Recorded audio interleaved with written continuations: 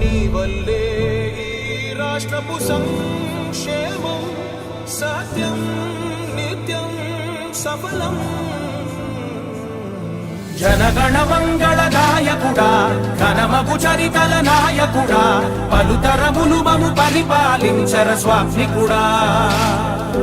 నవయుగ మేధో సైనికుడా సమయము తెలియని సేవకుడా యువ నవ్యాంధ్రకు ప్రగతిని చూపర సాధకుడా వైతాళికుడా.